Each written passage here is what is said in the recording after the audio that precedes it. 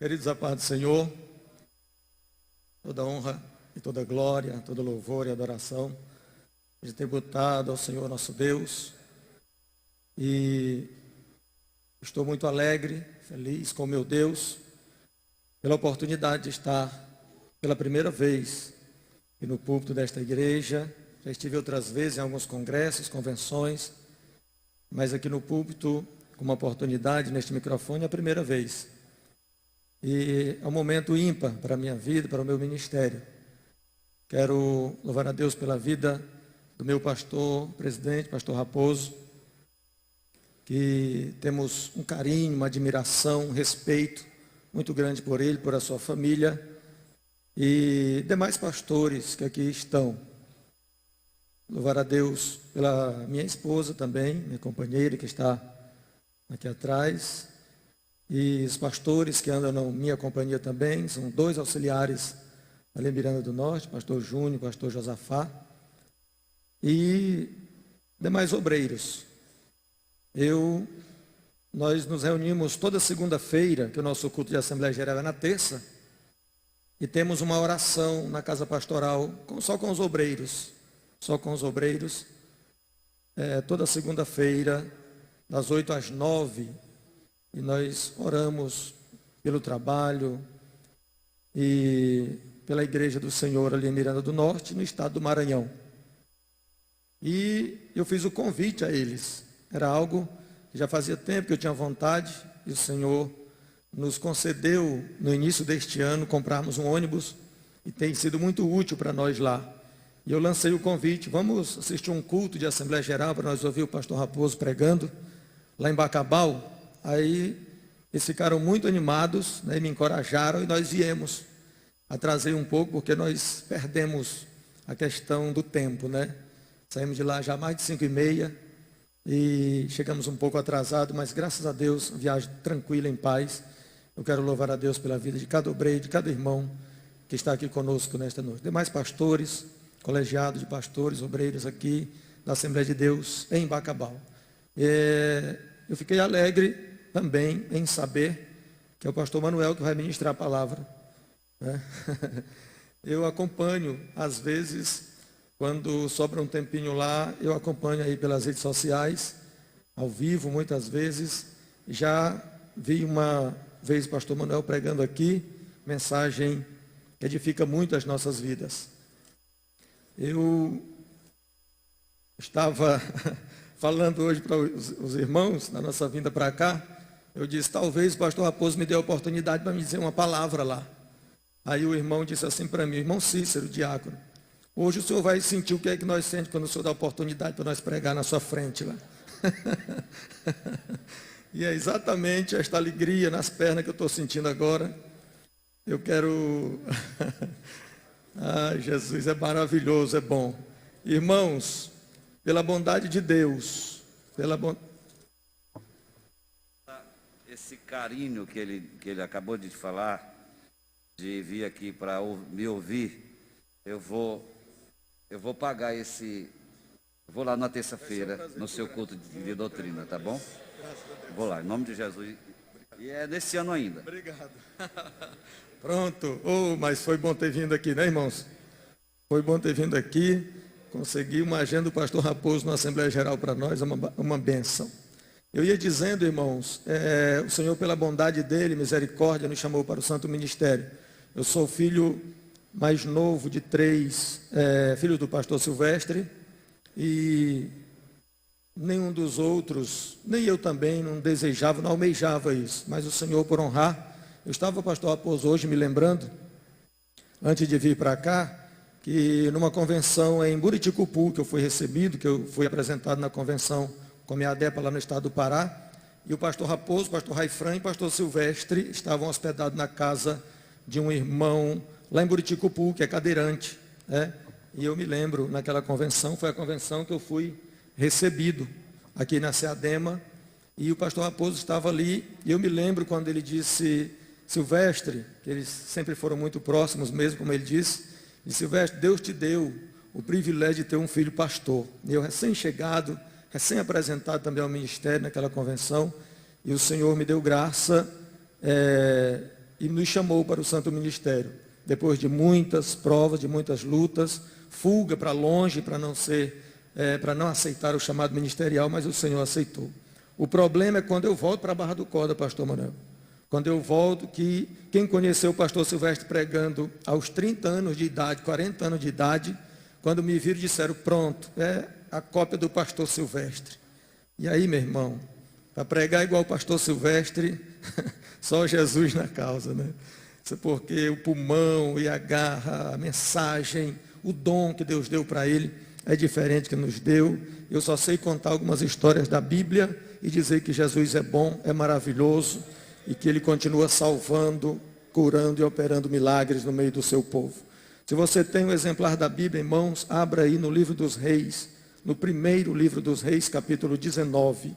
Eu quero só trazer aqui, o pastor disse que uns 20 minutos, mas eu acho que 10 é suficiente. Vamos dar mais tempo para ouvir o pastor Manuel ministrando a palavra. Oh, glória a Deus. Eu disse lá ao pastor Júnior, né? Esse pastor Júnior, eu vou preparar alguma coisa aqui, porque se o pastor Raposo disser que eu tenho que dar uma palavra, ele disse, é bom mesmo, pastor. Então, capítulo 19 do primeiro livro dos Reis, capítulo 19, eu quero ler só, eu creio que 2 versículos. Versículo de número 13. Versículo de número 13 em diante.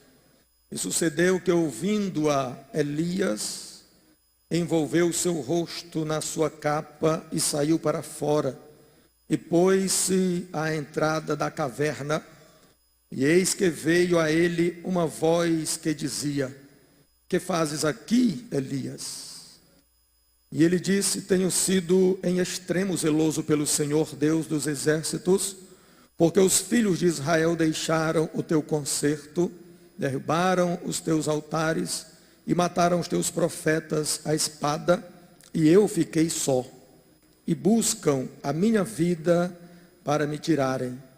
E o Senhor lhe disse, vai, volta pelo teu caminho para o deserto de Damasco. Vem e unge a Azael, rei sobre a Síria. Também a Jeú, filho de Ninsi, ungirás, rei de Israel. E também a Eliseu, filho de Safate, de Abel-Meolá, ungirás profeta em teu lugar. Amém. Até o versículo de número 16. A história do profeta Elias, ela é bem conhecida por toda a igreja, por todo crente, leitor da palavra de Deus. Os filhos de crentes que nasceram em lar cristão tiveram esse privilégio, assim como eu, foram criados desde a mais tenra idade, indo para a escola bíblica dominical, ouviram estas histórias do profeta Elias, do profeta Eliseu, do rei Davi e de muitas outras, como Sansão, como Jonas, e muitas histórias lindas que nós temos na Bíblia, e podemos, através dessas histórias, ver o poder de Deus agindo no meio do nosso povo, hoje, assim como agia também no meio do seu povo Israel.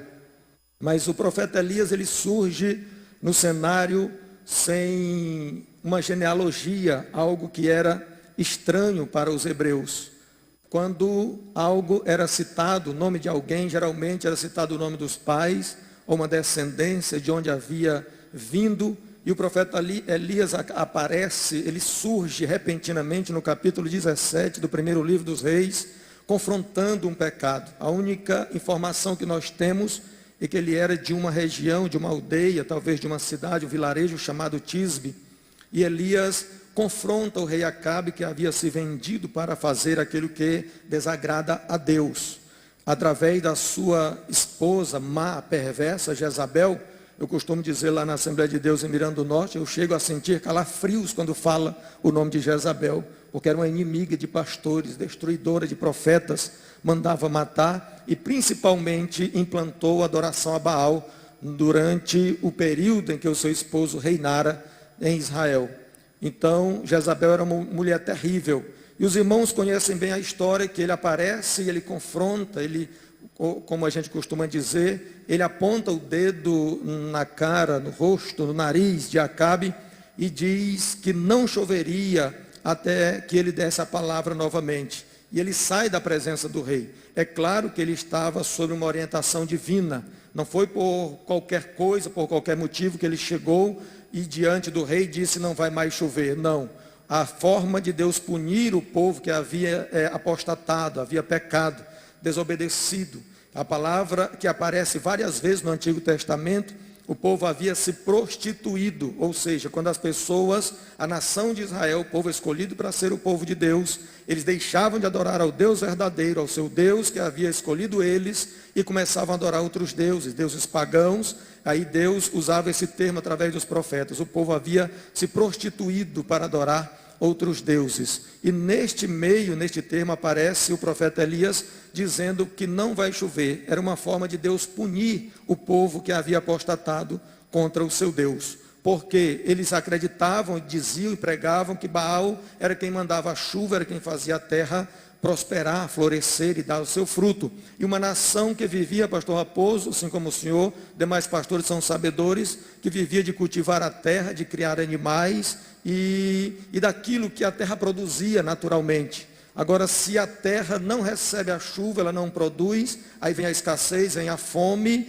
e era uma forma que Deus tinha de punir, porque quando o povo estava sofrendo, eles reconheciam que era por causa do pecado e voltavam a adorar a Deus verdadeiro novamente. Aí surge o profeta Elias dizendo que não iria chover, e realmente não chove durante 3 anos. Tiago vai dizer, ou Pedro talvez, não me foge aqui a memória, que durante 3 anos e meio não choveu, até que ele deu a sua palavra novamente, a chuva veio sobre a terra. Ou seja, Elias está sendo orientado por Deus. A questão é que mesmo ele sendo profeta de Deus, confrontando o pecado, dizendo que não vai chover, como ser humano ele está passivo de sofrer também nas consequências. Ele foge da presença do rei e ali ele vai para uma região chamada de Querite, um ribeiro, e vai beber da água e ser alimentado por corvos. Não me dá para falar sobre detalhes sobre este assunto, mas os irmãos são sabedores. Depois o ribeiro seca, ele vai para uma viúva estrangeira, uma viúva de Sarepta, e ali sustenta a viúva, ressuscita o filho que morre depois, e quando termina um determinado tempo, o Senhor envia ele novamente à presença do rei. Toda a história de Elias tem muitos ensinamentos, tem muita coisa, tem muitas riquezas de detalhes que daria para nós passarmos a noite inteira falando aqui sobre o profeta Elias. Mas eu quero pular algumas passagens e chegar ao texto que nós lemos.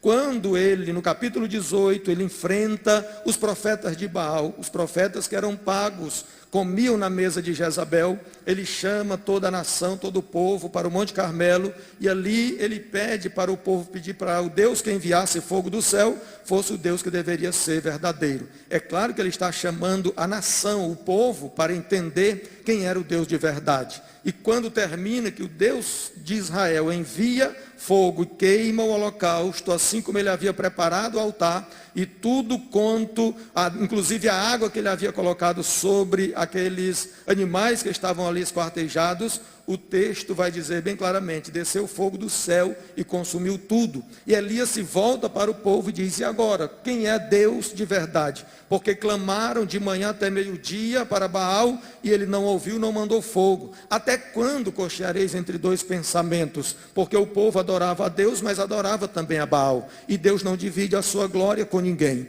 Eu não sei como foi que você chegou aqui nesta noite, com o seu coração contrito, quebrantado na presença do Senhor, mas os olhos deles estão em busca de verdadeiros adoradores, adoradores que o adorem em espírito e em verdade, adoradores como Elias, que tinha uma intimidade com Deus, e que falava com ele, e ele respondia às suas orações. Louvado seja o santo nome do Senhor nosso Deus. Elias, ele chama o povo, mata os profetas, mas no dia seguinte, quando ele mostra, parece que Deus está agora no controle de tudo. Os profetas, pelo menos a maioria, foram mortos. E ele agora estaria livre para implantar ou para trazer o povo a adorar novamente ao único Deus verdadeiro. A questão é que quando Acabe chega em casa, ele fala para Jezabel, ele conta os detalhes. E ela, tomada pelo espírito imundo, maligno, diabólico, inclusive, olhando um pouco num comentário do Antigo Testamento hoje, um dos escritores citou um termo dizendo: Jezabel não era só uma mulher maligna, era o diabo de saia, era uma mulher perversa. Só para você ter uma ideia, em Apocalipse, na carta que o Senhor escreveu a João, para ser escrita, ser enviada para o anjo da igreja em Tiatira, ele diz assim: eu tenho contra ti, porque tem dado oportunidade para que ensine aí na igreja em Tiatira uma mulher chamada Jezabel, que tem desviado o meu povo a se prostituir, tem ensinado coisas erradas. Ou seja, o nome Jezabel tornou-se algo, uma palavra pejorativa. Você não vê nenhuma mãe colocando o nome de uma filha de Jezabel, a não ser que ela esteja enganada e não conheça a história. O certo é que Jezabel realmente era uma mulher perversa e tomada pelo espírito maligno, através de Satanás. Ela dá uma palavra dizendo: eu não quero estar aqui amanhã, este mesmo horário, se eu não for fazer a mesma coisa com Elias, como ele fez com esses profetas. O que me chama a atenção, e alguns pregadores vão dizer que Elias foi covarde, que na verdade não é, porque ele era um ser humano, assim como nós, e Tiago vai deixar isso bem claro na sua epístola, que ele tinha os mesmos sentimentos, as mesmas fraquezas, as mesmas paixões, assim como eu e como você. Tem dias, pastor Raposo, que nós estamos com coragem, tem dia que nós estamos nos sentindo pessoas para enfrentar todo e qualquer tipo de problema, e daqui a pouco, no outro dia, parece que dá uma fraqueza, parece que dá uma desvanecida, parece que não dá para continuar mais a caminhada, as afrontas são grandes, as barreiras são terríveis, mas nós temos um Deus que está conosco,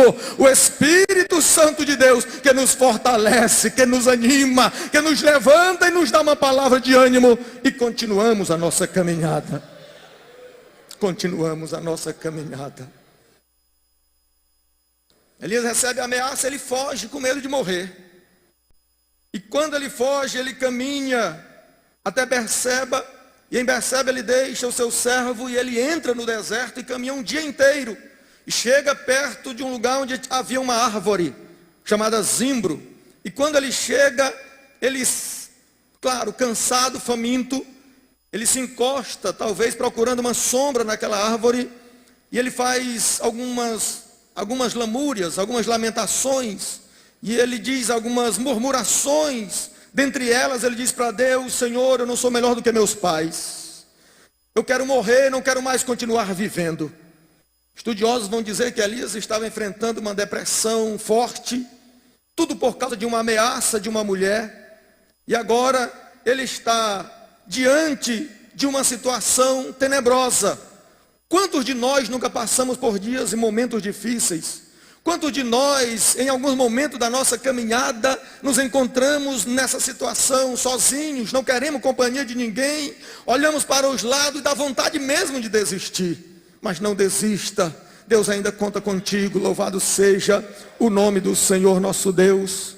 E ele diz: eu quero morrer, e ele dorme, cansado, ele pega no sono.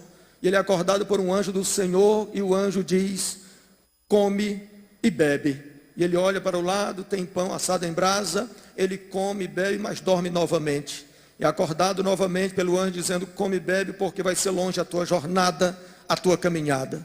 Ele se alimenta novamente e caminha até Horebe, o monte de Deus. E aqui eu quero terminar esta palavra. Quando ele chega em Horebe, ele entra numa caverna, mas ele é o grande profeta de Deus. Ele era aquele que foi escolhido por Deus para confrontar o pecado da nação de Israel. Foi o único que teve coragem de ir diretamente no rei e dizer: você é o culpado de tudo que está acontecendo.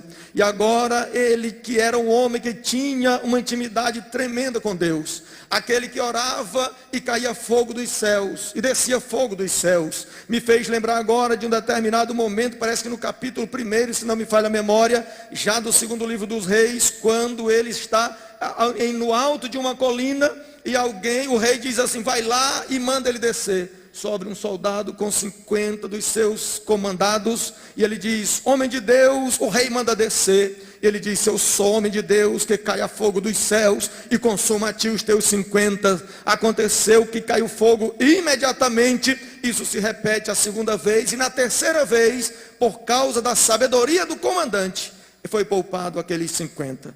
Ou seja, Elias não era uma simples pessoa ou qualquer pessoa, apesar de ter as suas limitações, apesar de ser um homem com as suas fraquezas, estava passando um momento difícil, mas ele entra numa caverna.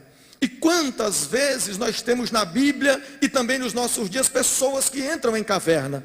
Há uma diferença entre alguém que entra numa caverna direcionado por Deus e alguém que entra numa caverna direcionado por você mesmo ou por uma decisão própria. Davi entra numa caverna, mas através dele, pelo menos 400 homens se tornam homens valorosos, valentes, e foram abençoados através de Davi, porque estava na direção de Deus. Jonas entra numa caverna que ele não queria liberar o perdão. Isso acontece na vida de muitos crentes, mas Deus, pela sua bondade e misericórdia, perdoa uma nação ímpia, porque se arrependeram, mesmo contra a vontade do profeta Jonas. São cavernas diferentes. Aqui Elias entra numa caverna e não quer mais saber de dar continuidade ao seu ministério. A questão é que Deus vai ao encontro de Elias. E quando ele entra ali naquela caverna, ou quando ele se apresenta para Elias, ele faz uma pergunta: o que fazes aqui, Elias? Elias reconhece a voz de Deus, ele diz: Senhor, tenho sido muito zeloso pela tua palavra, porque mataram os teus profetas, queimaram os teus altares, só fiquei eu de profeta, não tem mais ninguém, e agora eu estou aqui porque estão tentando tirar a minha vida. Aí o Senhor diz: sai da caverna, vai ali para fora, porque vai passar um vento. Oh glória! E diz o texto que vai passando um vento e vai quebrando as pedras e vai rachando as montanhas, mas diz que o Senhor não estava no vento, aleluia. E diz que logo em seguida aparece um terremoto, surge um terremoto, as pedras estão sendo abaladas, o monte está tremendo, mas também o Senhor não estava no terremoto. Na sequência diz que vem um fogo muito forte que vem consumindo tudo, destruindo, mas o Senhor também não estava no fogo, aleluia. E muitas vezes, pastor Raposo, demais obreiros e irmãos, nós queremos ouvir a voz de Deus e sentir a presença de Deus em movimentos como fogo, como vento, como terremoto. Pessoas que assopram, pessoas que dizem, que colocam a mão, que vai acontecer isso, aquilo, outro, e Deus aparece para Elias. Em nenhum desses momentos o Senhor aparece, apesar de ter sido ele que causou estes fenômenos. Mas ele não aparece, ele não estava em nenhum dos três fenômenos. O texto na sequência vai dizer que em um murmúrio, em uma outra versão vai dizer um cicio, ou seja, uma brisa suave. Eu fui para o hebraico, não sou muito bom disso, mas está dizendo lá, se tiver alguém aí que esteja mais por dentro, pode me dizer, ou confirmar se é isso mesmo, mas eu pesquisei um pouco, estava dizendo, era o som de um silêncio. E eu fiquei me perguntando o que é um som de silêncio.